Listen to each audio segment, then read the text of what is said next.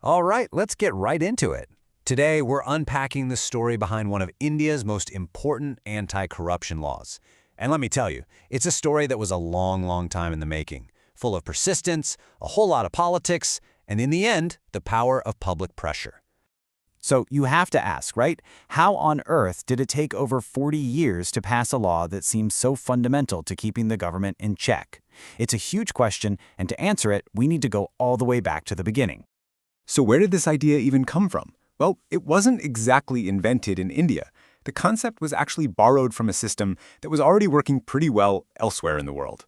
The core idea comes from this Swedish term ombudsman, and the concept is actually pretty simple but really powerful. It's an independent official, someone who acts as a watchdog for the public, investigating complaints from regular citizens against the government. Think of it as a referee for the people. Now in India, this idea was first put on the table officially by the Administrative Reforms Commission, you'll see it called the ARC, way back in 1966.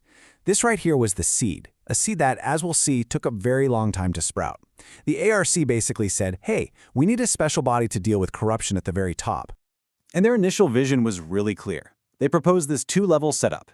You'd have a Lokpal for the central government looking into complaints against bigwigs like ministers and secretaries, and then you'd have a Lokayukta in each state to handle corruption complaints against high-ranking officials at the state level. Simple, right? Center and states, covered.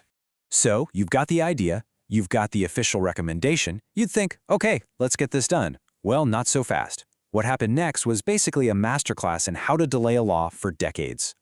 I mean, just look at this timeline. It is absolutely staggering. The bill was introduced over and over again, and each time it just failed. The most common reason was that the Lok Sabha would dissolve before the bill could pass, which meant it just expired. But really, the deeper issue was a total lack of political agreement. They just couldn't agree on how powerful it should be or who it should investigate, especially the big one. Should the Prime Minister be included? It was a classic case of political will just not being there. After so many failures, you could be forgiven for thinking this bill was just never going to happen. But then, something totally changed the game. And that change didn't happen in the halls of Parliament. It happened out on the streets. So what was it? What was the final push? After 4 decades of going nowhere, what finally broke the deadlock? It wasn't another committee report or a new government promise. It was something much bigger. The answer: people had just had enough. By the early 2010s, it felt like every other news story was about some massive corruption scandal, and there was this real sense of frustration boiling over across the country. That anger needed a voice, and it found one in a huge social movement.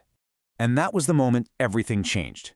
The 2011 Anna Hazare movement just exploded onto the national scene. It wasn't just another protest. It became this massive nationwide demand for one thing: a strong, independent Lokpal. The public pressure was so intense, the government couldn't ignore it. And this led to something pretty incredible: the formation of a joint drafting committee, which put government ministers and the activists from civil society at the same table to write the bill together. Okay, so now we've got a new draft, and this time it has serious public backing. The bill was finally heading into its final, and as it turned out, pretty complicated legislative phase.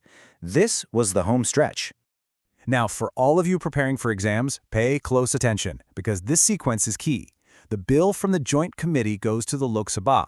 It passes there, but with some changes. Then it hits a roadblock in the Rajya Sabha, so it gets sent to a select committee for another look. That committee makes its own suggestions, which are finally accepted by both houses. And after all of that back and forth, it finally gets the president's signature and officially becomes law. So there it is. The law is finally on the books. But it's important to realize that the long, tough journey had really changed the original idea. The final act was a product of its own complicated history. 43. Let that number sink in. 43 years. From that first recommendation by the ARC in 1966 all the way to the final act in 2013. That's practically a whole generation of struggle just to create this one anti-corruption watchdog. And here's the most important takeaway from all of this. The law that was passed in 2013 was a very different beast from what the ARC had first imagined back in the 60s. All those decades of debate, all those failed attempts, and all that public pressure completely reshaped the idea. And that brings us to the really crucial point. We've talked about the journey, but what's the final destination? The 2013 Act is a multi-member body with a chairperson and up to 8 other members, and it's required that half of them come from a judicial background. Its power is huge. It can investigate almost all public servants, and yes, that includes the Prime Minister, though there are some specific conditions. The Act also made it mandatory for states to set up their own Lokayuktas within a year. So the question for you is, beyond the history, do you really know the nuts and bolts of the Act as it is today? Because that's where the story really matters now.